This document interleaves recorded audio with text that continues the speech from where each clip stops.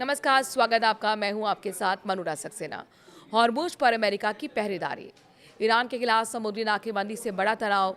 अब आगे क्या होगा, चलिए बताते हैं इस वीडियो में। ईरान अमेरिका के बीच इस्लामाबाद में बातचीत फेल हो जाने के बाद अब एक बार फिर पश्चिम एशिया में तनाव चरम पर आ गया है।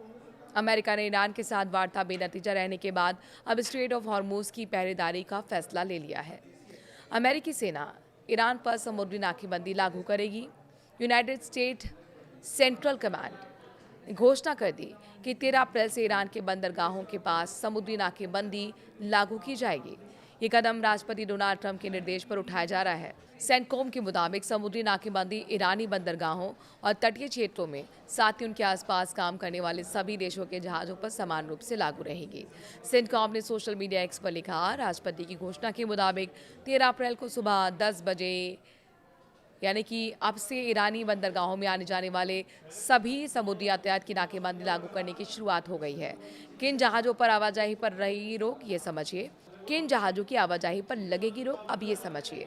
सेंटकॉम ने आगे कहा कि नाकेबंदी ईरानी बंदरगाहों, तटीय क्षेत्रों में आने वाले या वहां से जाने वाले सभी देशों के जहाज़ों के खिलाफ निष्पक्ष रूप से लागू की जाएगी। इसमें अरब खाड़ी और ओमान की खाड़ी के सभी ईरानी बंदरगाह शामिल हैं। हमारी सेनाएं उन जगहों की, उन जहाज़ों की आवाजाही की स्वतंत्रता पर कोई बाधा नहीं डालेंगी जो स्ट्रेट और हॉर्मुज से होकर गैर ईरानी बंदरगाहों की ओर या फिर वहां से वापस आ जा रहे हैं। सभी समुद्री जहाज़ों को निर्देश भी दिए गए हैं। अमेरिकी सेना ने सभी समुद्री जहाज़ों को निर्देश दिया है कि वो नोटिस टू मैरिनर्स यानी कि प्रसारण पर नजर रखें। खाड़ी क्षेत्र में संचालन के दौरान अमेरिकी नौसेना से संपर्क बनाए रखें। ओमान की खाड़ी या स्ट्रेट ऑफ हॉर्मुज के प्रवेश मार्गों में काम करते समय ब्रिज टू ब्रिज चैनल 16 पर अमेरिकी नौसेना बलों के साथ संपर्क बनाए रखें।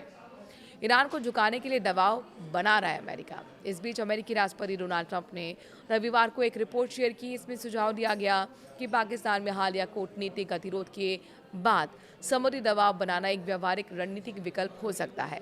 इस रिपोर्ट में राष्ट्रीय विशेषज्ञ जो हैं, सुरक्षा विशेषज्ञों का हवाला दिया गया है। उन्होंने कहा है कि अमेरिकी नौसेना ईरान पर पूरी तरह से नाकेबंदी कर सकता है। उन्होंने फारस की खाड़ी में यूएसएस गेराल्ड फोर्ड और यूएसएस अब्राहम लिंकन की मौजूदगी का जिक्र भी किया। कहा यह ऐसे संसाधन हैं जो इस जलमार्ग पर पूर्ण नियंत्रण स्थापित करने में सक्षम है। हॉर्मुज के जानलेवा भंवर में आईआरजीसी फंसेगी क्या, ये अपने आप में बड़ा सवाल है। इसके जवाब में ईरान के इस्लामिक रिवोल्यूशनरी गार्ड यानी कि आईआरजीसी ने एक कड़ी चेतावनी जारी की। आईआरजीसी ने चेतावनी दी कि समुद्री गलियारे में किसी भी तरह की आक्रामकता का जवाब जबरदस्त सैन्य बल के साथ दिया जाएगा। रिवोल्यूशनरी गार्ड्स ने चेतावनी दी है कि कोई भी गलत कदम दुश्मन को हॉर्मुज के जानलेवा भंवर में फंसा देगा।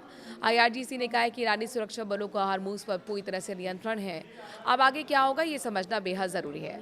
अमेरिकी आज से समुद्री नाकेबंदी के जरिए ईरान के ऊपर दबाव बनाने की कोशिश कर रहा है कि वो घुटने टेक दे और उसकी शर्तें मान ले, लेकिन ईरान इतनी आसानी से अमेरिका के आगे घुटने नहीं टेकने वाला है। उसने सख्त चेतावनी दी है कि जो भी हॉर्मुज में आगे आएगा वो उसकी भंवर में फंस जाएगा। इससे हालात और भी बिगड़ सकते हैं। तो युद्ध में लगातार तनाव बढ़ रहा है और ऐसे में तनाव जैसे जैसे बढ़ता है, जाहिर तौर पर पेट्रोल, गैस की तमाम किल्लतें अलग अलग शहरों में देखने को मिलती हैं। यहाँ तक कि मार्केट पर भी इसका असर पड़ने देखने को मिलता है। शेयर मार्केट, स्टॉक मार्केट भी लाल रंग पर दिख रहा है। इस पूरी खबर पर आपका क्या नज़रिया है, कमेंट के जरिए ज़रूर बताएं। नमस्कार।